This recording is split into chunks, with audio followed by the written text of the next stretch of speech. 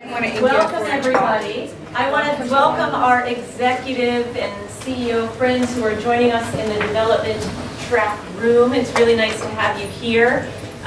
When we conceived of this particular session, I had a conversation with Mark Shapiro and Laurie, Herrick, who I'm going to introduce in a moment.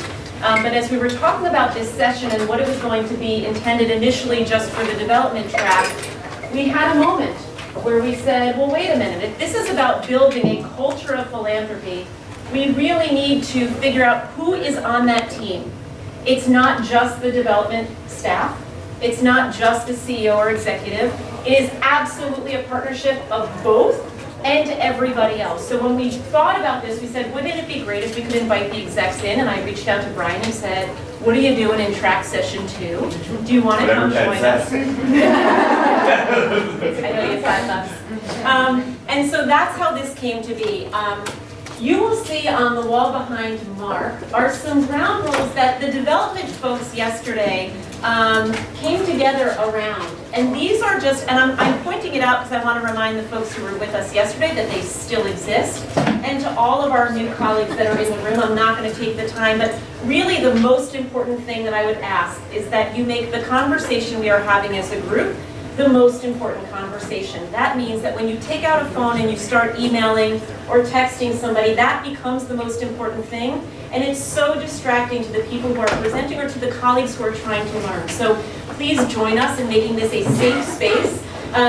This is a time that we also have to talk about how challenging it can be to create a culture of philanthropy. Some of you have colleagues that work together with you in the room. This may be a little bit more challenging for you, or maybe it's a little bit easier because it's an opportunity to talk honestly about it. But I just ask that we treat each other respectfully here, and kind of what happens here stays here. And with that, I will stop with my rules, and I will introduce Laurie and Mark. I got to hear them do this a version of this presentation at the JCamp 180 conference with the Grinspoon Foundation, and it's really phenomenal. So I just want to tell you a little bit about Laurie and Mark. Laurie, ladies first. Laurie is a mentor for JCamp 180, a program of the Grinspoon Foundation. Laurie has more than 25 years of experience in fundraising, community organizing, board development, and strategic planning, and has served in a variety of professional and volunteer roles in social profit organizations. She joined JCamp 180 in 2007 and has since worked with numerous camps and day schools, and many people in this room know that. That's not here, but I just happen to know that. In 2003, she started Rainmaker Consulting. The emphasis of her work is empowering organizations to create a culture of philanthropy and to cause breakthroughs in the ways that they think, plan, collaborate, relate to supporters, lead, and fundraising. I think we would all agree that having Laurie with us today is a real treat. Also a treat is having my friend Mark Shapiro with us. Mark is president and CEO of the Harry and Rose Samson Family Jewish Community Center in Milwaukee. It is a multi-million-dollar nonprofit social service agency serving southeastern Wisconsin. In this role, Mark leads a team of professionals in a Jewish setting with institutional expertise in wellness, education, cultural programming, and camping services. He works alongside a board of directors, as many of us do, to develop the vision and strategy to ensure mission, membership, and financial success. What I will say about Mark is that I am very grateful that he made the time and agreed to do this, because Mark likes to allow his team to be here typically for at least the last few ProCons. And he sort of broke his own rule by joining us, and I had the great pleasure of working closely with Mark on a number of things. So it's truly an honor to have Mark and Laurie with us today. Thank you.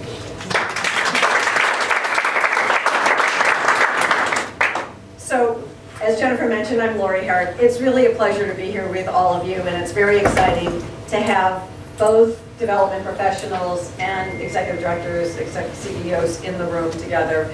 And my part is just to say welcome, and I'm going to turn it over to Mark, and you'll hear more from me in a little while. Afternoon, everybody. My favorite time of day. I love the after lunch session. I really don't, actually, but I didn't get to pick which one.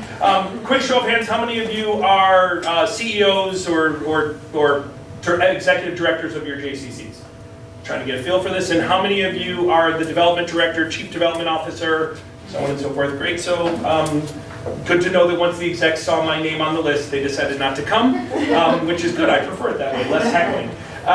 Don't come on it. Yeah, I'm not. The reason why I'm asking this question is I just want a quick show of hands. How many of you have an overabundance of people on your board of directors or staff who, when you say we need to go solicit someone for a gift, they just raise their hands? There's just too many of them. And you have to actually no, you did the last 3. You got to take a seat. I'm going to try you this time. Anybody? Quick show of hands. Nobody?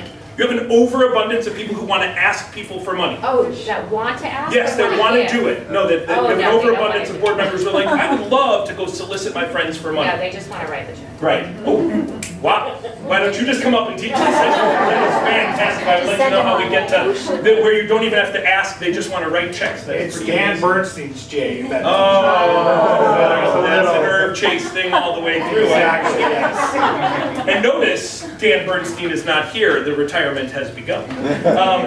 So, No, I actually know the answer. His early childhood Yes. is getting a reward. He'll be in 15 minutes. That's true.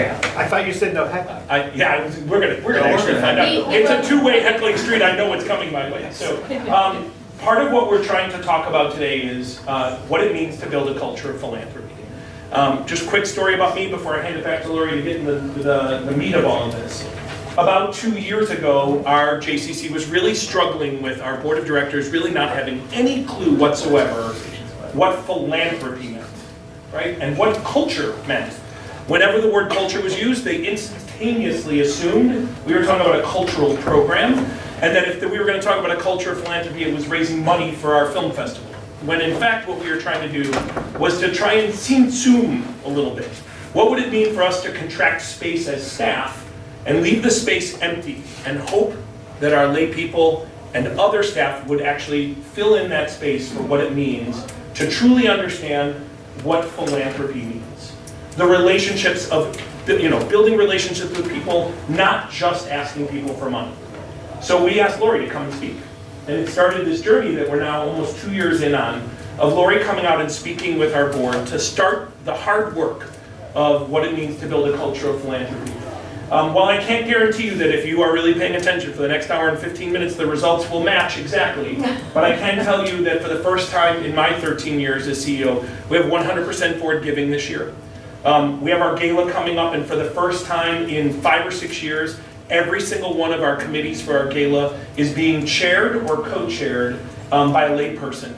And I mean, there's 3 people working on decorations. And usually, this is one of those things that for some reason staff get good at their job, and lay people just seem to let us do our job. When in fact, we know that the single best person to ask a layperson for money is probably another layperson. So I can tell you that it takes time, it takes work to build this culture of philanthropy, but the reason why I'm proud to be co-presenting with Laurie is that it works. Great, thank you. So we're going to start by just having you see what the outcomes, our intended outcomes are. It's important that we be on the same page about what we mean by a culture of philanthropy. Is that all right? Is that in your way? No. Okay. And also to help you think about how you might take this on yourselves. Okay. Any questions? Sorry, I jumped fast. Any questions about that? About the outcomes? Okay. And here's our agenda. So we already did the welcome part.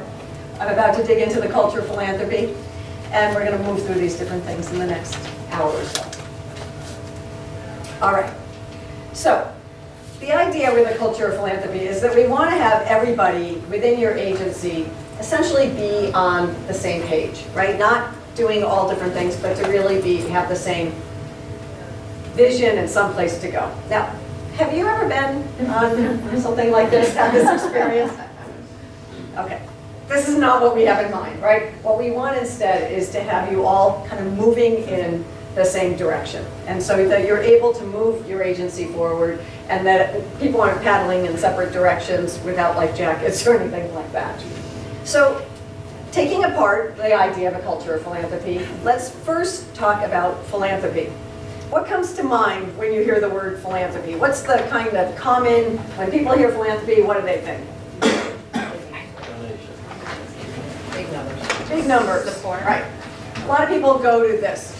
Rich, white, mostly men, right? That's what a lot of people often think of. But throughout the development field, those of you who are in it, you know that the culture of philanthropy isn't just about that. It's about a much broader thing. And specifically, I want to work on a piece of the definition, which is really love of human beings. So we really want to get in touch with how people are connected, about relationships, and about the abundance that exists out in the world. Now, that's one part of it. The other really important piece that's very often overlooked is the culture piece, right?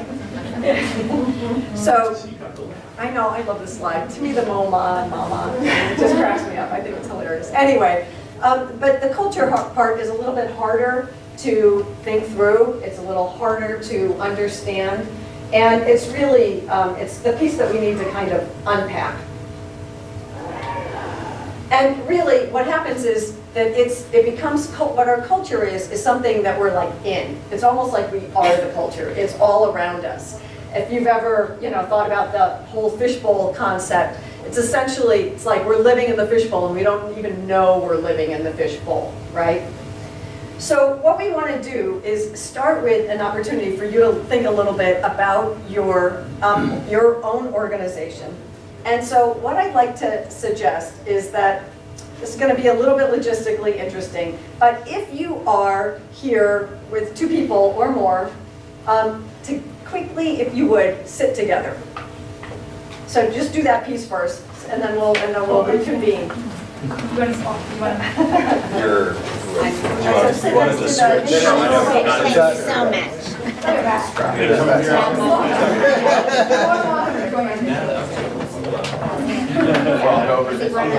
Usually there was different people, right? Yeah. Everybody join. Over here. Now we're gonna have to work together. 2 copies, one for writing on one. Each person take 2 copies. For this, or you can stay there, whichever you want. So you be the.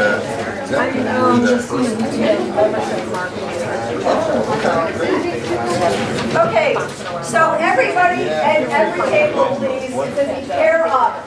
So if you have somebody that is from your JCC, pair up with that person. If you don't, then you should pair up in ideally 2s.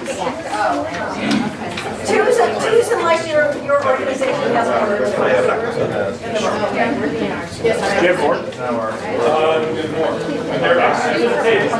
Is it 2 per J or 2 per person? 2 per person. One to write on and one for later.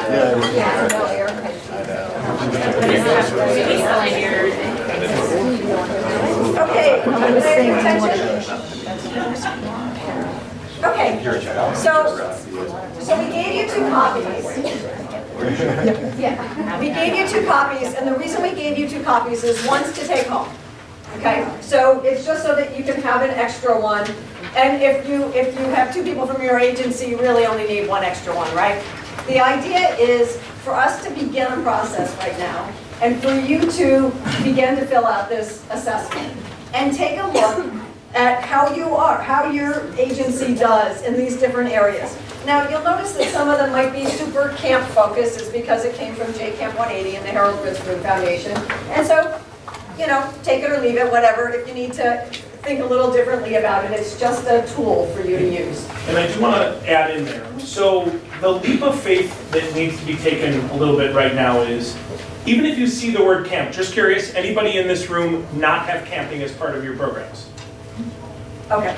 Point made. That was it. So if you build a culture of philanthropy upon any one program, it should be transferable to all of your JCC. And if there was ever a unique differentiator between JCC camping and the other Jewish camping that's out there, like the Ramah movement or the URJ movement, it's that inherently we have programming greater than or larger than or more robust.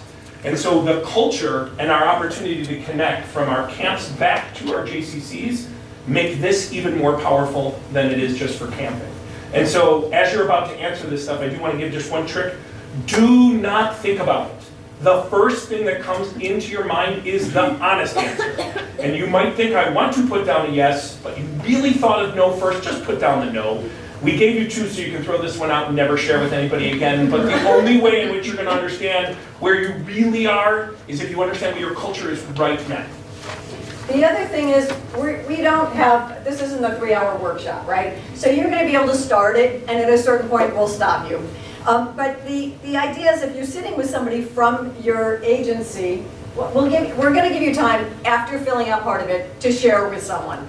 So go ahead and fill your own form out. But if you're sitting with someone next to you that's from your agency, you're going to be able to actually share about, that's interesting, I have this and you have that. And that'll give you some insights. No right or wrong answer. It's just the interesting thing that we have different perceptions about the degree to which we have these items. So we're going to give you, I'm going to say 5 minutes, maybe 7 actually, to fill it out. So go ahead and do that, and then we'll check back in with you. Okay, so if you would, let's pause from the writing and turn towards your partner. Does anybody have a person to share with? Anybody not have a person? So some of you have odd numbers of people at your table, so I don't know what you think, but. Or triple up. Well, if you triple up, then we're going to run out of time, because we're going to give each person a minute to share. So the person with the longest hair goes first. And we're going to give you... Longest hair goes first. Longest hair goes first. And we're going to share just any insights that you had. Okay, go.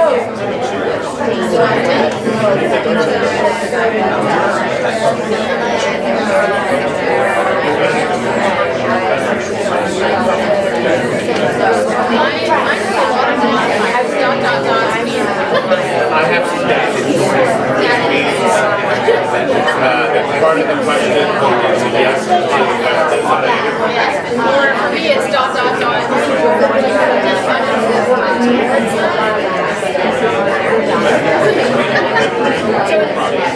So up until recently, I have been in a partnership with so it's rooted in so as far as making donors to better understand their giving experience, preferences, interests, and barrier to so I would say no, we're not too bad, but now that I have a second person in that Laurie, I feel like that's right. So I want to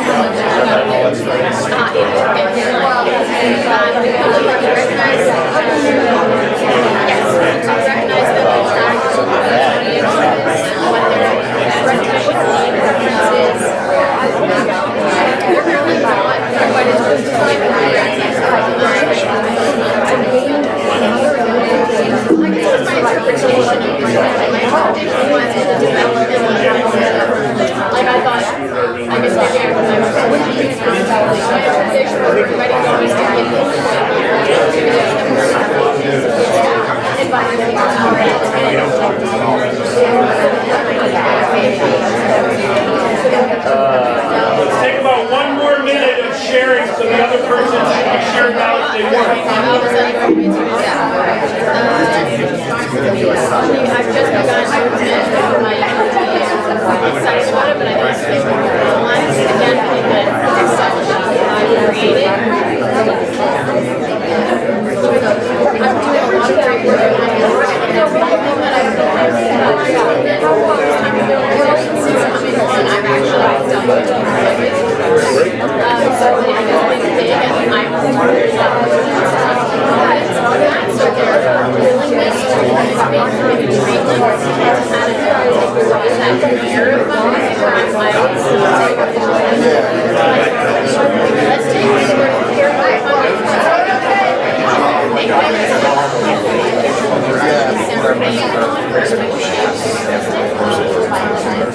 All right.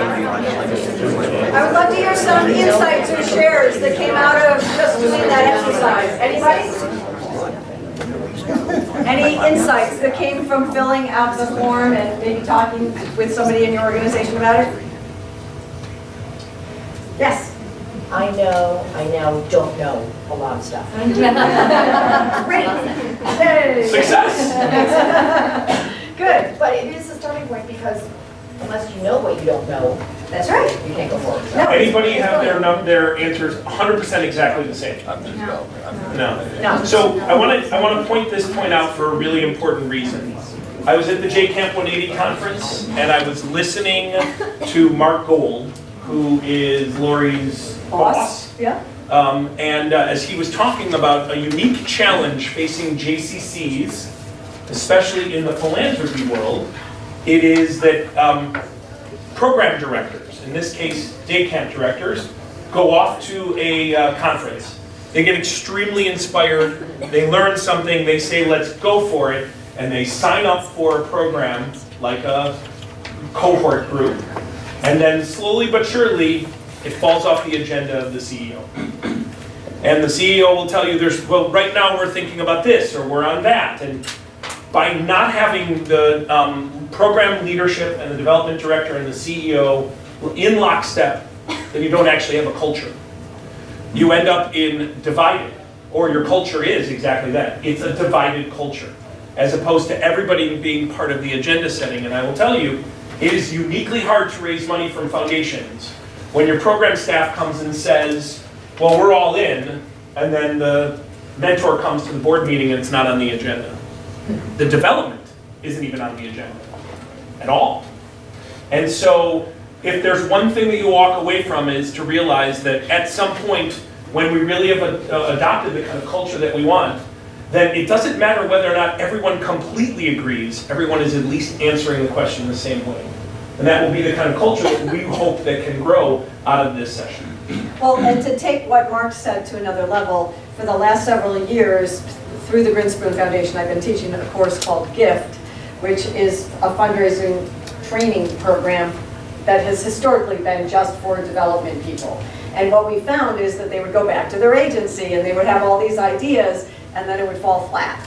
So we're really expanding that conversation to having more people around the table.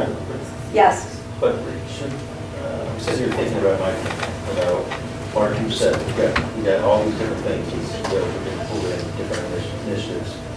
Isn't it the development director, shouldn't they be kind of pushing to keep that on the radar with us? No question. I mean, because I sit here and I grade it myself really badly because I know that I may do some of this, but I don't think it's an organization my team is doing. So I'm grading myself really hard. And I think that it's because I need the development director to drive it. In all seriousness, but it's because you're a good exec.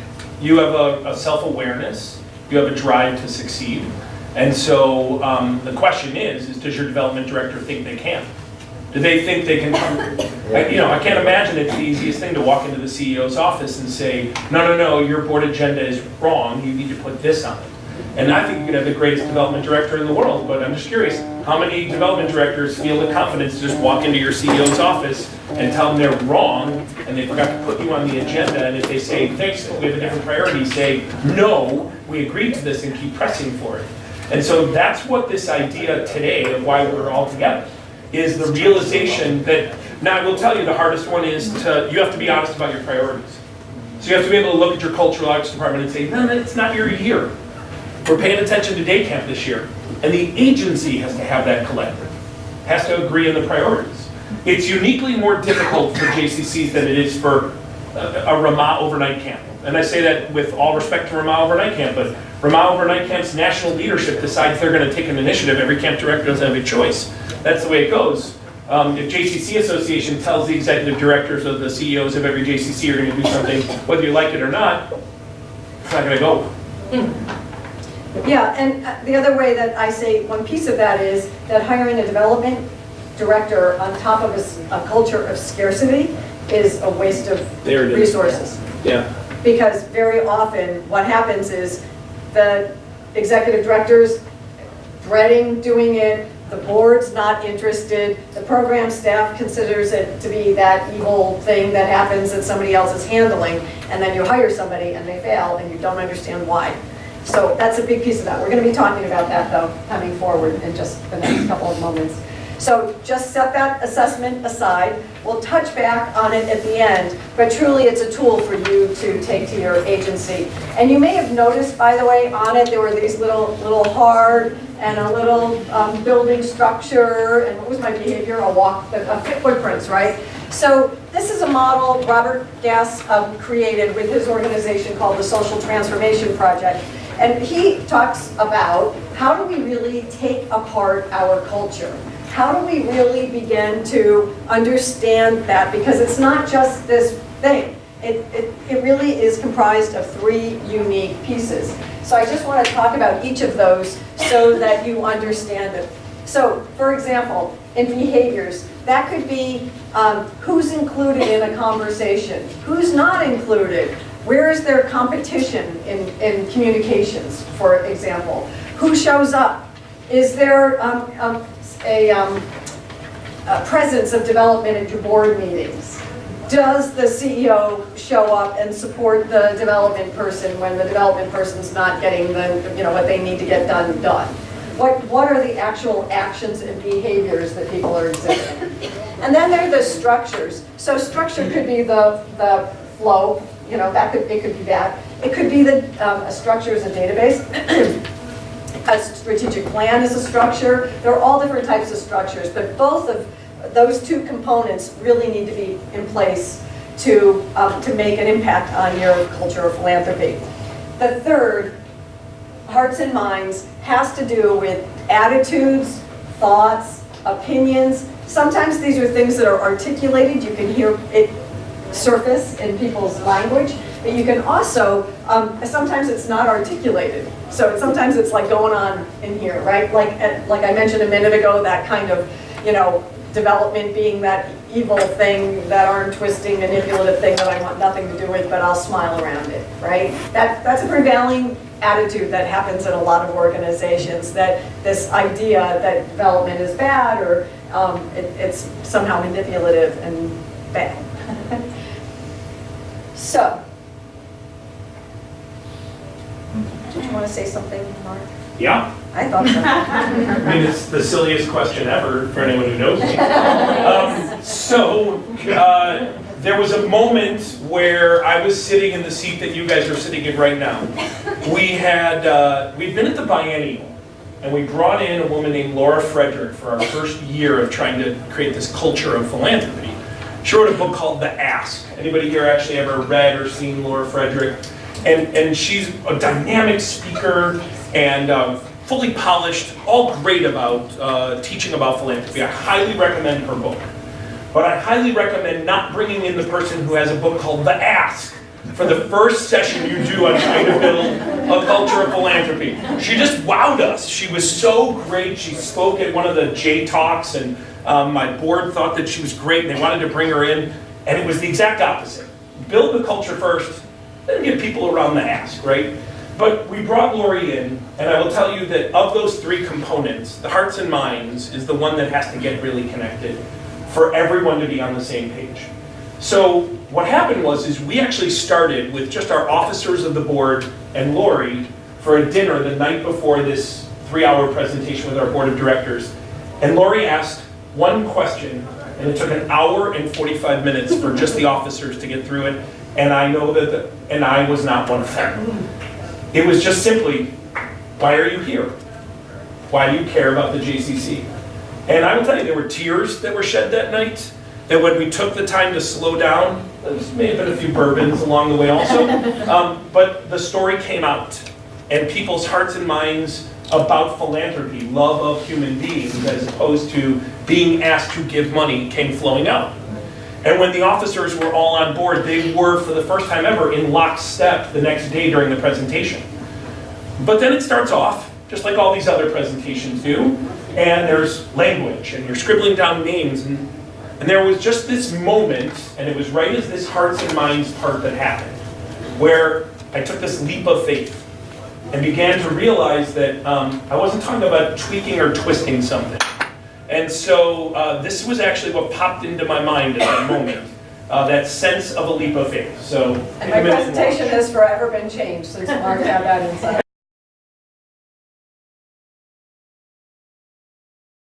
So besides the fact that my professional career is fulfilled because I actually was able to use Indiana Jones in a presentation and convince Laurie to put it in, why? Well, what did you possibly see in that scene that would have made it worthwhile besides just the little boy and me getting Indiana Jones in? He listened to his father. Ooh, good one. Haven't thought about that one. Listen to his elders, right, paved the way. What else? Believe in the mission. Believe in the mission, right? So no question that the story had been told for thousands of years. It was right there on the page. Just take the leap. Yeah, that's faith. Have a little bit of faith. Risk versus reward. Risk versus reward. He took a step, had absolutely no idea where he's going. And the truth is, sorry? And he felt it in his heart. Absolutely felt it in his heart. He had to close his eyes. And if any of you have ever watched this movie, the funny part about it is it's just totally against him in every possible way to believe in faith. He was being asked to take a leap of faith for God. And if you have ever watched this, that is not Indiana Jones's mode of operation. So what it was getting out of your comfort zone and being able to step, and it was right there all the time. There was a path. It was right there. But we all just looked right past it. It was right there. It was a half step down. And when he got to the other side, he was able to throw the rocks on so the next person could come through. But as leaders, that's what we have to do. We have to be willing to recognize that what we're saying today, I promise you, in your head, your same skepticism I've had all along, this is still going to be sniffed out. It's just asking for money. No, it's not. The building of a culture of philanthropy and recognizing what drives people to be happy is a game changer. It is an absolute game changer. If you take a few minutes to think about what Laurie's about to teach specifically next about scarcity and abundance, this is the leap of faith that if you take it, the change starts to happen. Great. So, but for the next few minutes, I do really ask that you step into what you don't know, and consider that this idea of the hearts and minds piece specifically of culture. Again, thinking about that wheel of change. It's got the structural things. We always go to the action things, right? The behaviors or the actions. But really dig into this piece of culture that has to do with hearts and minds. And so I want to suggest that we're blindsided in our culture every day with a culture of scarcity, which I say is the opposite of a culture of philanthropy, right? It doesn't make us feel generous. It makes us feel stingy and afraid. So here's my question. What do you think? How many times a day do you think we're reminded that we need more? What's a number? Anybody? 100. How about a little higher? Anybody? 2,000. 2,000. It's a constant. It's a constant. It's a constant. So, according to the Union for Concerned Scientists, 3,000 times a day, we are reminded that we're not enough, that we need more. It's you know, the whole capitalism things. You need a bigger car. You need a sexier whatever. You know, everything has to be bigger, better, and that's why we throw a lot of things away. But as we drive to work, we see the billboards, right? We see magazines when we're at the grocery store that are giving us, I'm sad that this is cut off in the bottom. It says, save yourself a lifetime of regrets. Can you imagine? If I don't get that kitchen, I'm gonna have a lifetime of regrets. And then we get the same message even when we're using things like setting up a doodle poll, right? Where, I looked at some shoes. I did not look at those shoes, by the way. I would never be seen in those shoes. But they think I want those shoes for some reason, right? Yeah, but you did look at the ones that... No, I didn't look at those either. No, I didn't look, but I did look at shoes. I'll admit to that. That's all I'll admit to. And then we're encouraged to stay thirsty. Just looking at that, cold beer, a nice warm place, that sounds good. So, and then even our publications that we get are very often speaking to the fear and that there's not enough and it's all over the place. So I want to have us explore this for just a little bit and look at the negative cultural conversations that we have about money. And so you're going to be the writer? Perfect. Right. Okay, so when you hear different things that are said about money, what are some of the negative cultural conversations or things that we say about money? Cost too much. What? Like something costs too It much. just things cost too much. Good. Dirty money. Dirty money, right? Corrupt. What pardon? Corrupt. Money corrupts. When you're talking about donors, they can afford to give more. They could give more, right? Right, spend if they call it spending other people's money. What's that? There isn't enough. There's not enough. Good. What else? Yeah. are they using it efficiently? Okay, good. Is it being used efficiently? How about some of the phrases that we use around money that are kind of negative phrases? Like, what do we call people who have a lot of money? Filthy. Filthy rich, right? Pretentious. Money hungry. Money hungry. Good. What about people who are poor? What are some of the negative connotations we have about people living in poverty? Dirt poor. You're not supposed to say the answer. I forgot I'm not supposed to participate. Boy, heckling from your co-presenter. That's a new Just answering. Good. What about They things? have nothing. They have nothing. Good. We make judgments, right? So either they should give more or they have nothing. Have you seen what they drive? Right? Like that sort of judgment. Good. Any other words and ideas about philanthropy or fundraising? How about necessary evil? Right? Cheap. Cheap? Yep. People are identified as cheap. Did you get cheap? Oh, got it. Sorry. Any others? Okay, so you can see that there are a lot of things that we say about it. Now, let's talk a little bit about how it might show up in your organization. So this is not an accusation, but this is to sort of get you in the mindset of maybe these things come up in your conversation. So I'm going to use, for the purpose of this exercise, these 5 steps of fundraising. There's other frameworks, but these are just sort of the basic ones, right? So planning is just sort of setting your goals and deciding what you want to do. Identifying prospective donors, I think everybody knows what that means. Cultivating and engaging, working with folks to build relationships. Asking, and then stewarding. So what I want to do is go through these and have us explore a little bit how we may, what might be said. So I want to say something about this. When people speak, when you hear words, you can get a sense of the culture. So that's why I'm focusing on this and having us think a little bit like, what are the things that we say around this? Because that's sort of indicators of, oh, there's a little scarcity going on here. So let's look first at the fundraising planning. So if you were in an organization that had a scarcity mindset, what might be some of the things that are said by people on the board or people within your organization? What's some examples of scarcity thinking around the planning stage specifically? Never be able to get it. We'll never be able to get it. Yeah. Great. What else? Yes. We don't have that time. We don't have kind of time to plan. We have to start doing. Yes. I bet all of you heard that. Yes. What else? Do you want to spend money to raise money? There you go. Right? You gotta spend time.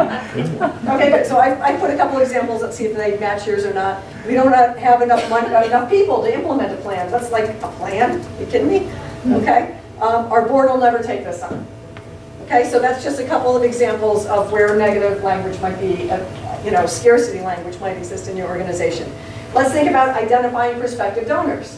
What might scarcity language be about that particular point? Not enough donors in town. There are not enough people that have their in town. Okay, good. Yeah. Everybody asks them. Right, same people, right? They go to the same people. Yep, good. What else? Our members don't give. Our members don't give. Yep, that's good. I hear that one. Donor fatigue. Donor fatigue. Right. Younger people don't give. Pardon me? Younger people don't give. Younger people don't give. Okay, good. Here are a couple of mine. I don't know anybody who has money. The economy's terrible, right? I'm sure that person wouldn't give very much if you see the car they drive. That was back to, when you were saying like, oh, they don't have, right? So see, by the way, one of the wealthiest people I ever knew had this tiny, teeny little house in the middle of Iowa. And it was like this teeny little, So you never know. All right, how about the cultivating and engaging? What might scarcity language be about that? I don't have time to cultivate a relationship. All right, gotta get down to it. Ask money, right? Okay, good. What else? It takes too long to see a reward. It takes too long to see the benefits. Yep, to see the benefits of it. Okay, yep, good. Anything else? Costs money. Costs money. We don't have money, okay? All right, here's a couple. People don't have time for us. They'll be irritated that we call. They don't want us to call them. We don't have the luxury to engage and cultivate donors. Cash is tight and we need to ask now, right? So, okay, good. How about the asking part? Any scarcity language around that? it will get them signing us with us and they won't want to engage anymore. If we ask them for money, they'll get upset with us. Okay, not play anymore. Okay, good. What else? It's uncomfortable. You have to step out of your comfort zone to do it. Okay, yes, it's uncomfortable. Okay, anything else? I say that probably we hear more scarcity language around this than any of the others, yeah. So I get a lot, well, you can ask them, but I, Yeah, okay, good. So there's somebody to ask. You do it. Well, the other one is if we ask that much, they'll say no. Right, like what if they say no, right? Yeah, and maybe they won't act like me afterwards, right? And we don't have enough people who are willing to ask, right? Okay, let's look at stewardship. What might scarcity language be around stewardship?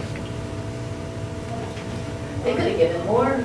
Okay, yeah, good. What else? Can't afford to keep thinking these people. We can't afford to thank them. Yeah, that's good. We don't have a stewardship budget, right? What else? This is one that's dropped off more than anything else. When people very often get the gift but don't have the focus or intention to get back to them. Okay, I'll give you my hints here. We don't have enough people to maintain a stewardship program, and we don't have the resources to give our donors anything. All right. So, I guess it's you, Mark. Yeah. All right. Okay, so let's flip it over and say that as we build this culture of philanthropy, our hope is that we're going to move from an idea of a culture of scarcity to a culture of abundance. So I want to just take a quick step. Anybody have any idea in 2017 what was the total giving in the United States? 3 billion. 23 billion? I don't actually know the answer, so I'm looking forward to finding out with all the rest of you. It's higher than 23 billion. 30 billion? 410.4 billion. $410 billion. It is also continuing the streak that in 2017, it is yet again, every single year since it was being tracked, the amount of dollars being given to nonprofit has gone up. It's never gone down. No matter what happens to the economy, thank you to the tax code in many cases, but actually because of hearts and minds, way more than it is anything else, people have been giving money, so the number continues up. Want to know about how many give in individuals? I would love to. Why don't you keep those numbers down? So individuals give 35.7 billion, for charitable bequests, plus 35 for bequests. So just think about the fact that 78%. it's Sorry. happening in the charitable bequests, which is that realistically, when we think about asking, we're typically spending our time and effort in asking people, will you give directly to this right now? Whereas when we build a culture of philanthropy, we are actually asking people to make an investment, where there'll be a return on that investment at some point. And so there is so much possibility out there, so many opportunities for us. Why don't you keep going on to the... Well, so the one thing I really want to emphasize about that is 78% of that 410 is from individuals, whether in bequest or in current giving. Where foundations are only 16% and corporations are 20. Are 5%, 20 million. So that's a huge amount of money. So if you think about that, you're talking close to 80% of the giving that's happening is actually happening from an individual. And while if you were to ask and we were to have you flip that around and take a guess at what you would think it would be, you probably would have had a very different number. And so the possibilities in our relationships are endless. Laurie's going to tell a really great story at the end about how much you can really never quite know where that next gift is going to be coming. So let's talk now. We had all this negative language about money. Let's talk about the positive cultural conversations that we can have about money. What do we say when we are full of possibility when it comes to the idea of money? The good it can do. The good it can do. What else? It buys happiness. Money buys happiness. You seemed so fake when you were saying that, but I believe that was meant to be true. It may not be true, but it is a positive about abundance. What else? The power of money. The power of money. Life-changing. Can be life-changing. Grows on trees. I'm sorry? The amount of people you can. The amount of people that you can help when you're in an abundance way of thinking. Mike? Grows on trees. When there's an abundance, it really does grow on trees. When you're in the right place, it feels like those gifts just fall over on you. Influential. Money can be influential. Opening doors, opportunities. Opens doors, absolutely. What else? What? Game changer, right. You've got those gifts where we get that language, that thing that comes in that's a game changer to what we do. Is the money the game changer though? I mean, that's one of the things I think is interesting about the abundance. It starts it, enables it without a doubt. The ability to take risks. So. Great one. So money gives us the ability, and abundance gives us the chance to take a risk. Maybe do something we wouldn't have been able to do before. I love that. One or two more? So, anything else to add to it? So one of the things is that I think that everything, not everything, but a lot of what we're committed to in our work out in the world is that we can manifest it. So we're very often in the negative realm. They say that money causes wars, but also money can actually help facilitate peace, or money can help facilitate security, or health, or recreation, or well-being. It can facilitate that, and the possibility of it is that it can generate something. And this idea of generative language, we saw one of these changes happen. We decided to do a program recognizing the 18th anniversary of our Jewish educator.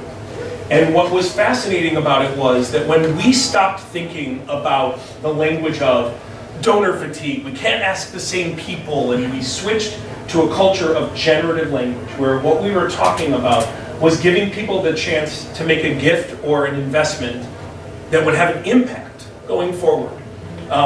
We got, for the first time ever, a committee of only board members, no staff whatsoever, who actually said we want to take a stab at doing this ourselves, and we want to sell $500 sponsorships to this evening event. Nothing higher, nothing lower. We're going to go out and do it all by ourselves. Anybody else think that's shocking? Because that's shocking in my world. They want, actually, we could pick up the phone and call Nancy right now, and she would be happy to tell you all about her amazing success. It raised about $10,000, right? Which is not a game changer in our world. But having a committee of 100% lead people, not a single staff member taking the time to make the calls, was a game changer for us. I wouldn't have cared if we only raised $1,000, but we raised $10,000 in $500 tickets or sponsorships that were sold. Now I know that when you are in a scarcity language, here's what happens. Wait, you can't call those people because they might be bigger gifts, right? Think about that. Have you ever had it where you stop and you say to somebody, your exec says, whoa, you can't call Susie. She doesn't take $500 calls. She's a $10,000 giver minimum. Right, when you plan it. But when the board member just calls and says, hey, we're doing this cool thing for Jody, do you want to just do a $500 sponsorship for it? In a heartbeat. So we put scarcity in front of us, and we stop ourselves from recognizing either you believe it's an investment, either you believe the generative language and that idea of moving to abundance, and then you start acting that way, or the change will never happen. Because you'll never let anyone call Susie ever again until you get your $10,000 from her each year. But she wants to be a part of things. She would be so pissed if this program went on and no one called Susie.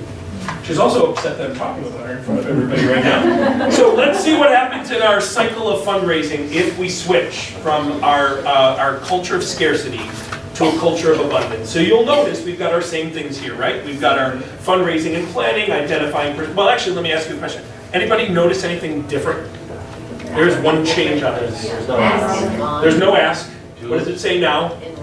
Enrolling, right? And I'm going to tell you language is really powerful.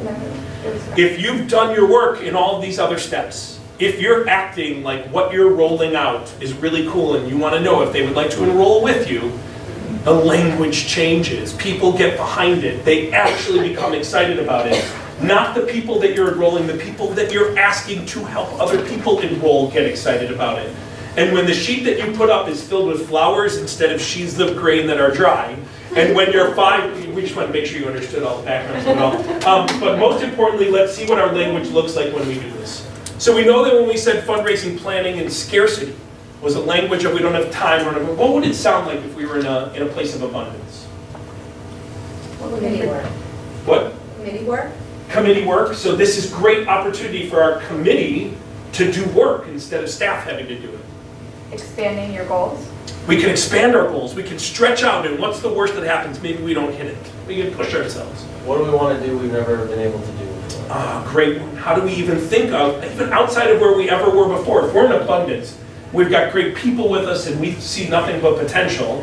We feel we have the safety to take that risk, then our planning is even higher. So here's a couple of ideas what we put in. We get to design the future as we create this plan. I love that it's the we engage a relationship with our committees. What would a breakthrough in funding look like and how could we get there? We get to dream when we're thinking about being in abundance instead of constantly working in fear. Now I get it. If you're not making budget and your cash flow is low, there's a lot of pressure on top of this. But of the two, which one do you think is more likely to actually end at the results you want? I get it, the pressure is real. But if you're short on cash flow, call Irv Chase. He'll cover the difference. You weren't here earlier when we were calling Irv out, so that's why. No, but in reality, it's all about the plan. Thank God. It's all about, it's being videotaped. You can send it to him anytime you want.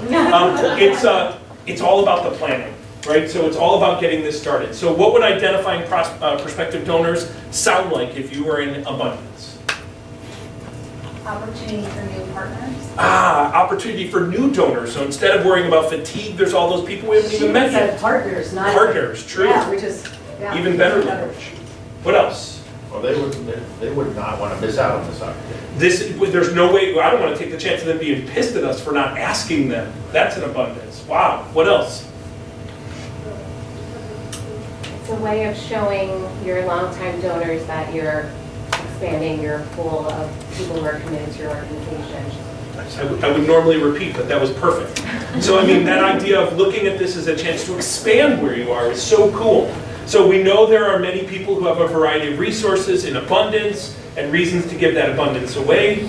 And what else do people have in abundance that we haven't discovered yet? So not only are we seeing how this is a chance to connect people, but then they become the door openers to us. What are they interested in? What do they want to make an investment in?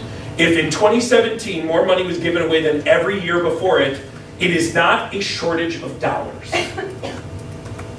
Sometimes when we're in the scarcity, we believe it is a shortage of dollars. With all due respect, if you believe it's a shortage in dollars, then it's your own confidence issue. Can I add something, Laurie? So one of the things about this slide, I just want to point out, is that if you're really embracing a culture of philanthropy, then what your assumption is that anybody that comes to your organization, you want to find out what do they have in abundance. It may be money, it may be friends, it may be wisdom or advice that they could give you. It could be, I always use this as sort of a hokey example, but it's true, that somebody might be a microbrewer who would be willing to host, be at a party, and somebody might have a beautiful house that they would love to host. So you bring the microbrewer in, and the microbrewer is totally empowered by the fact that they're showing their wares, and the person with the beautiful house is happy to have people come to their home. And all of a sudden, these two people are bought into the next level because they care. And I'm not talking about doing this like as a manipulative thing, but as really an awareness that everybody has something in abundance. Campers have firsthand stories of what it's like to be at your camp. They have that in abundance. They have enthusiasm about it. Your members to your JCC have the love of community and their experience of being able to walk in and see the ladies playing mahjong and having their their kids talk to the elders. Like there's so many things that happen within a JCC, and those folks are, really have that as an experience in abundance. I'll say the thing that Laurie can't say. It is manipulating, and you should be manipulating. It's called good planning. Right? Use the resources that you have. If you know that somebody is directly connected, or to young children that they have a passion for early childhood education, or if you're going to bring a funder in and you know that they've just recently become a grandparent, you should be on Main Street of your JCC as the kids are walking to Shabbat Singh. You should be. You should be trying to create that connection, knowing that it's good for them as it is for you.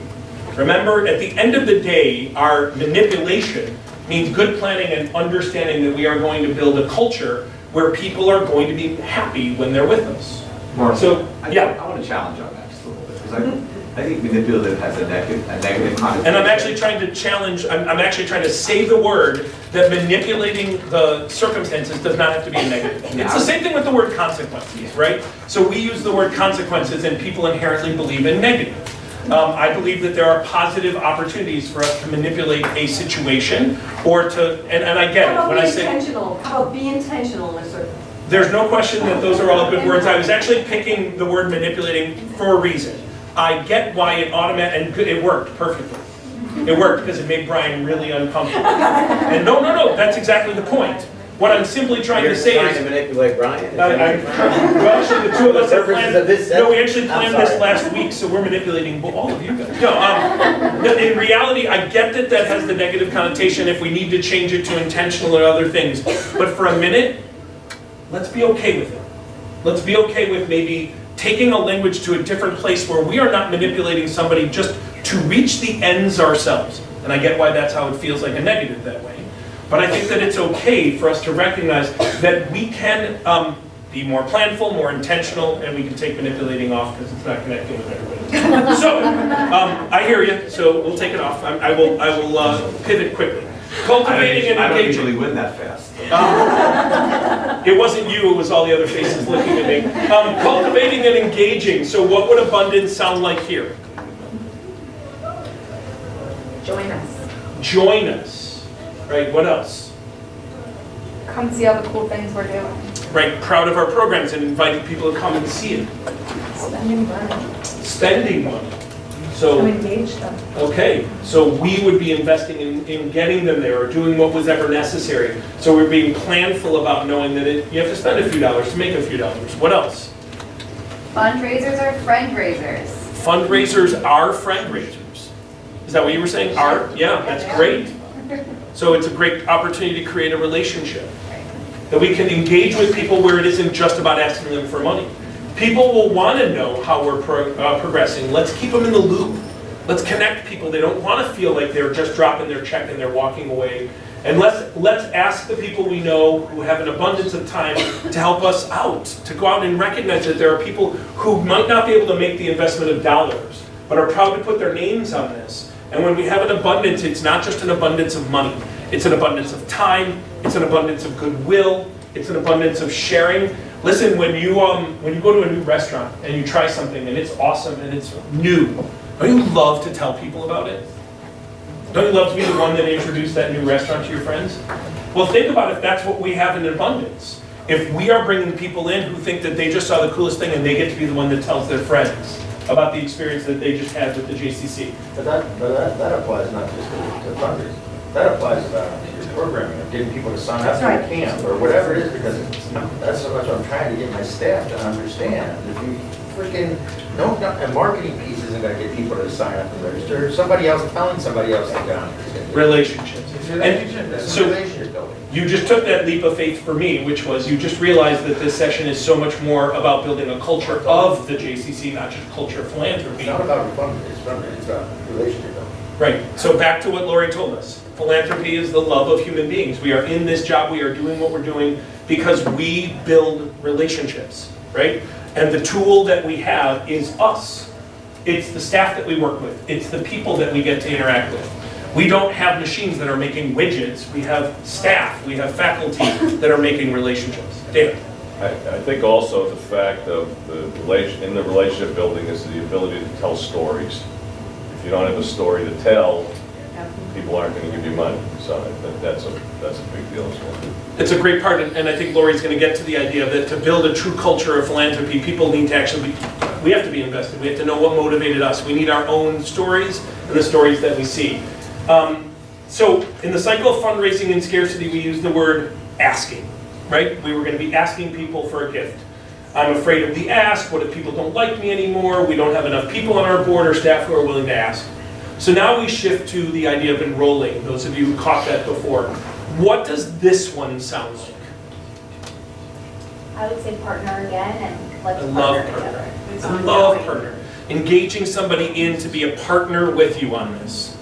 Well, they say if you go in asking for advice, you get money, and if you go in asking for money, You get advice, so when we're enrolling somebody in. Lead with advice, right? Lead with asking them how they feel about things and being a listener. So I think that is a saying that's been around for a long time that I think is, the reason it's lasted so long is that when we are asking people to be a part of what they think of what we're doing, and we genuinely listen, we're enrolling them instead of asking them. What's one more? One more thing that sounds about abundance here. I don't know, Mark, I don't want to go to this, but what hit me is, so the saying is, tzedakah. Give tzedakah. So it's like, teach a person to fish, feed them for life. So this is the same thing. If we create a relationship with them, they will invest with us for life. They will be our partner. They will enroll in what we're doing. And I think that's what we're trying to get them to do. So I'm going to move forward because you just hit this language that I think is so important for us. Many people who have money in abundance want to use it to do good in the world. Let's give them an opportunity to invest in a great organization. And the person I'm about to meet is generous and wants many of the same things I do. I will empower them and ensure that their vision gets manifested. Go ahead, please. I maybe missed it because we were talking, but it was back then, so it's fine. But specifically, here we're talking about money, but so frequently, especially in a Jewish community and in Youngstown where we're integrated, when we have leadership that are in JCC, it's not always about money, but about time too, right? Like their uncle, we were talking about someone's very specific, but their uncle has the money, he gives their gift, but they are championing our Mom and Ed programming and our capital campaigning, but they have no money to give, they just have their time and their energy. So it's just interesting, both of these are financial, but I think that in some communities, it's not about the money, it's about showing, and that's what I like about this. So I would challenge that these don't actually, this one in particular doesn't have anything to do with money. It does because we have already built ourselves into the belief that everything that we're talking about in the relationship, because we're in the development world, is about money. How many of you have United Ways in your community and are recipients of money? So if you notice more and more nationally, the United Way is at their kickoff, they're announcing their financial goal, and then they're announcing their hours donated goal. And they are celebrating both with the same amount of fever. How many of you currently at your annual meeting announce your annual campaign goals? And how many announce your goals for total hours being given? So there might be an opportunity where if we were living in a culture of abundance, we'd put ourselves out there. We would engender people to invest in us. So I just want you to think about this one point right here about enrolling, and then I'm going to hand it back over to Laurie with this last slide. We got to stop talking about giving and start talking about investing, and that's where I pivoted when Mark said the word invest, and it's up here. The people that we're talking to, especially in this next generation, and especially those who, if we are talking about dollars, they made their money by investing and expecting a return on their investment. Their time is an investment, and they expect a return on their investment. And if we start thinking in the language of enrolling people in that they are investing their time, their thought leadership, their dollars with us, and we can show an actual ROI, a return on their investment, we'll be speaking in the language in which they made their wealth, or made their thought leadership, or made their time. It connects with them. Don't tell them you're doing it, just watch. And all of a sudden they feel connected to it. And as a JCC who is, in every case, we have that fine line between being a nonprofit institution and a business, or we like to say a social enterprise. We have to still have good business practices, and those involve stewarding. In many cases is showing people a return on their investment of their time, their thought leadership, and of their financial investment, and that's how we get to stewarding. So what would stewarding sound like in abundance? Brian, you want to go back one? Relationships. It's all about relationships, okay? What else is stewardship about in a time of abundance? Authenticity. Authentic. Wow, I hadn't heard that one. That's fantastic. It's real. It's not just coming from I have to give you this because you did this, but it's I really appreciate what you did. And those kinds of phone calls and handwritten notes that can be authentic, I love that. What else? Collaborative. Planning for the future. Planning for the future. Okay, so spending, I'm sorry? I said mutual. Mutual. So spending time meeting and thanking people is one of the most important things I can do, and I'll prioritize doing that.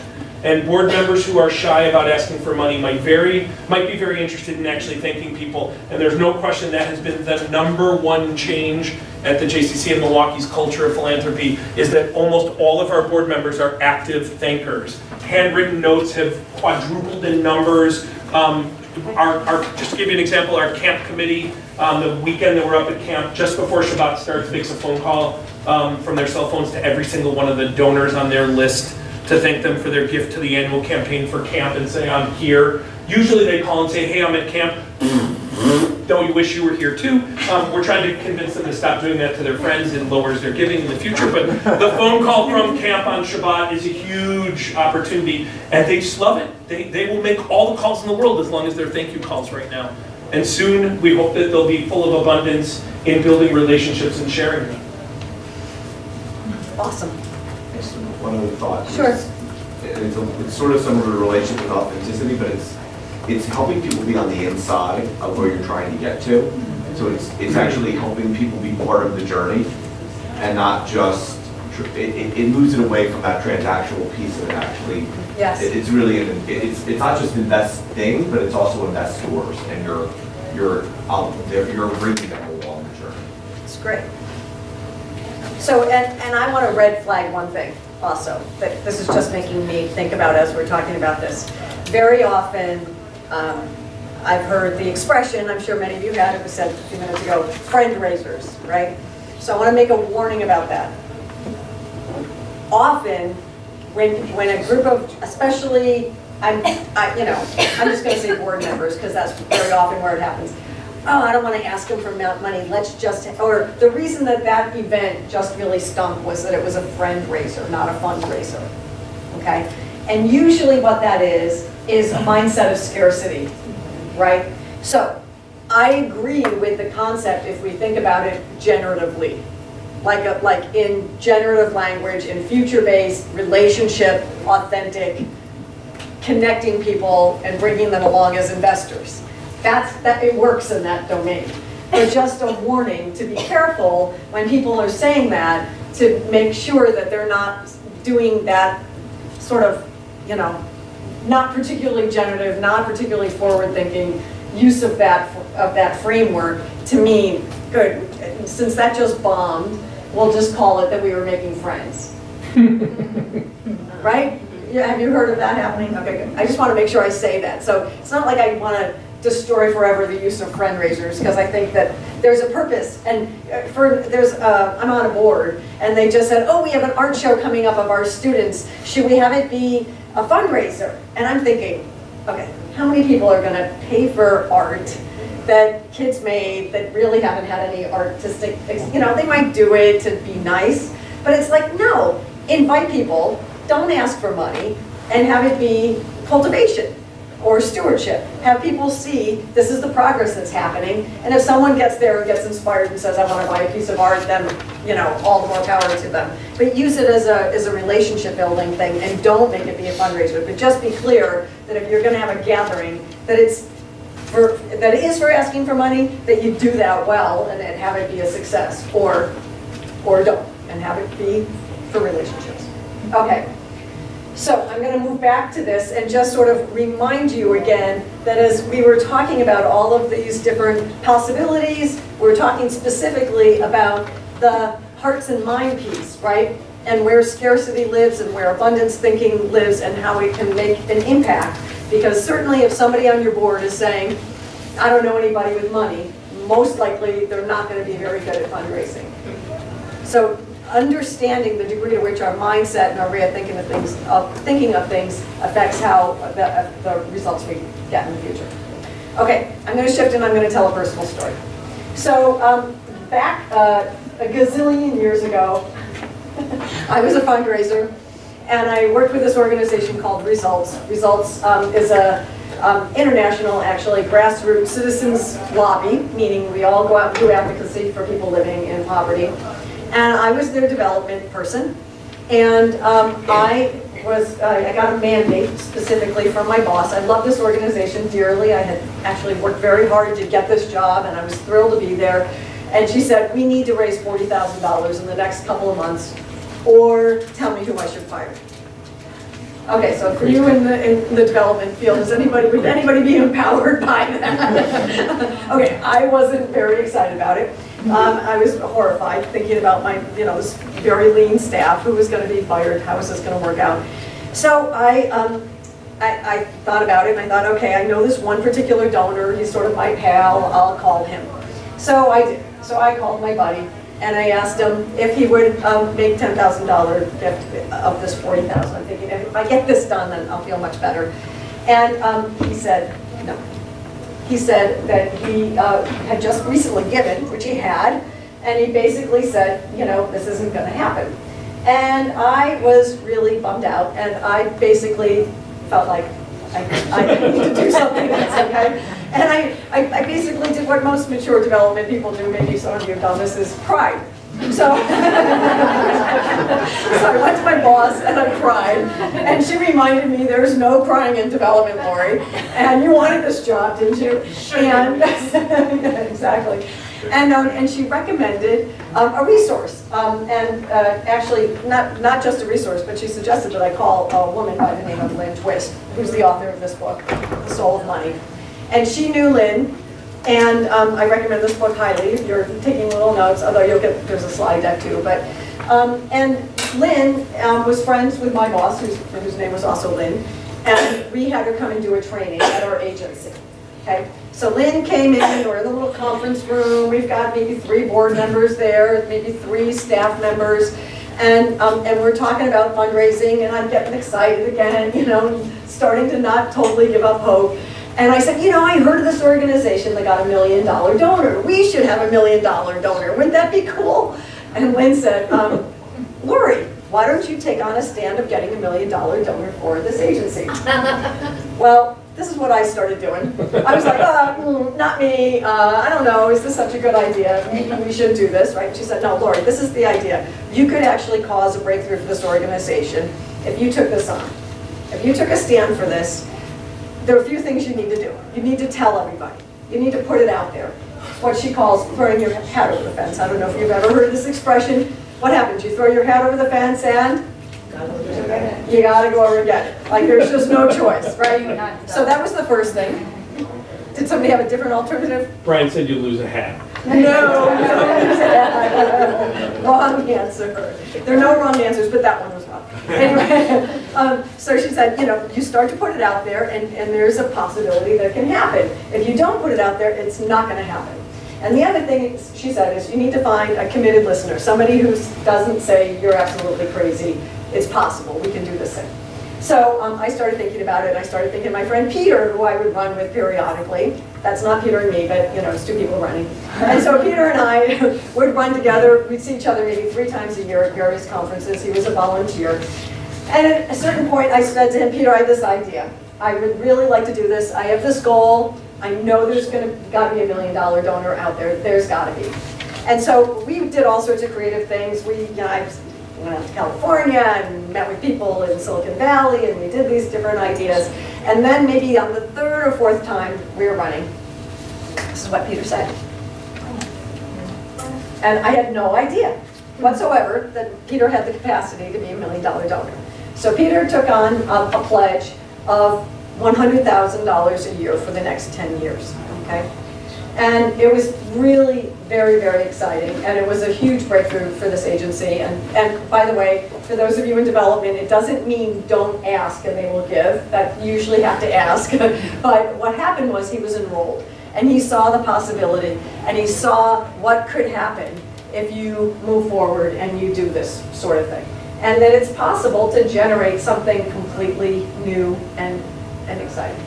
And so I share that story because think boldly. Your planning matters. When you make a plan, when you set a goal, even if it's outrageous, and it's not unreasonable to say, this is what we got to raise, and this is what I'm going for.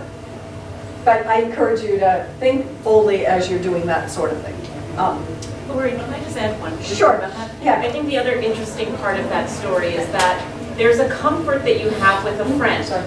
And maybe it was the way that you talked excitedly about the project or what impact it would have that you would have been a little bit more intimidated perhaps in a formal setting with, That's right. With a prospect and some, right? Yes. And so I think there's an important lesson in that about, about sharing these ideas, even if it's, and even though not everybody's going to turn into a Peter. That's right. Right? But that notion of like when you talk about it, you don't know who's really listening, who's going to be inspired. That's right. It's true. And you're right. I wasn't all weirdly, formally proposing it to him. It was like, think about what it could do. It would be so great. And he'd be like, yeah, we could do this, we could do that, we could do that. You know, so we were generating it together. Use your head in your heart. Right. Exactly. Yeah. So, could we pass those around in your? Wait, don't oh, think sorry. about it yet. Okay, good. Can I get a volunteer who'd be willing to read an English piece that has not that many tricky words in it? Nicely and boldly and in a visionary way. Anybody willing to? Great. And what I'd like everyone to do is, we're going to hand it out to you afterwards. And I know there are those who are like to read, but there are those who get ahead. If I can just ask you to do one thing. Close your eyes. And just take a minute and listen to Michael read this piece from Seth Godin. Eyes closed. Your story about money is a story about money. Money isn't real, it's a method of exchange, a unit we exchange for something we actually need or value. It has worth because we agree it has worth, because we agree what it can be exchanged for. But there's something far more powerful going on here. We don't actually agree because each person's evaluation of money is based on the stories we tell ourselves about it. Our bank balance is merely a number, bits represented on a screen, but it's also a signal and symptom. We tell ourselves a story about how we got that money, what it says about us, what we're going to do with it, and how other people judge us. We tell ourselves a story about how that might grow, and more vividly, how that money might disappear or shrink or be taken away. And those stories, those very powerful, unstated stories, impact the narrative of just about everything else we do. So yes, there's money. But before there's money, there's a story. It turns out that once you change the story, the money changes too. So if everyone can just hand those out, so everybody has a copy of it. If we come back and take a look at our wheel of change here for a second, we've got about 8 or 9 minutes left, and I want to use this last little bit of time to come back together with your partner from before. And we're going to ask you a couple of quick questions we're going to put up on the screen for you to just discuss for 3 or 4 minutes. What is your hat you're going to throw over the fence? I don't encourage right now your hat going over the fence on, I'm going to get $1 million donor in the next week or two, but what is the thing, maybe the couple of things you're going to be willing to do when you go back to try and create a culture of philanthropy? What are you willing to do in conversations or whatever it may be? And so here they are. I want you to ask yourself, what conversations need to stop or start? Language being very, very powerful. What actions need to stop or start in your agency or in your office or in your week-to-week supervision with your partner? And what structures need to be put in place or taken down? So I want you to find your partner who you were working on the analysis with earlier, take 2 or 3 minutes, and start to have just a brief conversation. What's your one thing you're willing to put in each one of those? What's the language, your hearts and minds? What's your behaviors, your actions, and what's the structures? What's the thing you're willing to do? And take a risk. What insights and what actions might come as a result of this work we've done together? Investment instead of giving. What's that? Investment instead of giving. To think about investment versus giving. Good. Good. What else? Opportunity instead of challenge. Great. To start to talk about the opportunity rather than the challenge. What else? So those are in part, that looks like hearts and minds, like use of different language. Great. I've had most of my focus where I'm kind of cultivating and working with those donors, and I've kind of hit me I gotta empower some of my team. And even if that means I could go out and have their own circle of people who they're trying, even if they're not into fundraising. That's right. Their own circle, and if they need my help, I'll go with them initially, but they need Yes. to have their own circle of people that they then share out where we're going, why we're going, and every day. So, quick tool, we did this at our leadership team meeting, and we started with our group of 7, and everybody had 1 month to pick somebody that they wanted to go have lunch with. They had to go have lunch and come back and fill out an index card with something that they learned, and there was a give back, they had to talk about it in the meeting, and now we had to rein it in a little bit. Wasn't so bad, but we were getting a pretty big lunch budget. Switched to coffee. Just kidding, that was scarcity, that was a joke of scarcity. Come to my cafe and feed. Yeah, Yes. exactly. So actually, last night, we actually, not that no one else, but we came up with a very specific project that we're working on where our conversations need to change. And it focuses on the behavioral and structural when it comes to the assessment tool. But we have started doing a very good job in the past year of bringing in non-Jewish dollars to make large investments on our campus. Yeah. But last night we had a conversation walking to the restaurant where we focus on the outdoor campus because that's public, right? It's a park, we have our playground, it's open to the neighborhood. But reframing the mindset of making it the inside of our JCCs too. A lot of our members are scholarships, we're open to the community, it's rented or given to other nonprofits at no cost. So reframing the idea that our indoor space, although we have members that pay for it, is also a very public space, and that indoor capital could be fundraised with non-Jewish dollars also. Great. This is the, but what you just described is like the, I can go back just to, yep, like the, what conversations need to stop, right? Like you're stopping the, like we're no longer going to talk about that the indoor space is different than the outdoor space. Both of these spaces really matter to our community. And that's just like a really simple mindset that could cause such a huge difference in terms of, it's so often that we put up a framework that we didn't even know that we put up, right? And by just saying, oh, we're not doing that anymore. And to have someone come along and just say, oh, what's the difference? Inside's the same. You know, it's that simple. So that's awesome. Great. Yes. Okay, good. So here's just a couple of suggestions that I just want to throw up. Have a plan to have board meetings include development. Okay, that's a good structural thing that you could put in place. Next. Every board meeting has development on it. Every single one. Commit to doing a development intro or study of every board meeting. Culture of philanthropy. And don't have it be the last thing on the agenda. Okay, good. Community members use the include community members in strategic planning. Next. Teach your staff about the tenets of culture of philanthropy. Use these tools throughout your agency. Make an action plan to build a culture of philanthropy. Establish ways to have donors be part of your mission. Personally alter your language to articulate the possibility of development, and have program staff share stories in team meetings. Thank you, everybody, for being a part of this.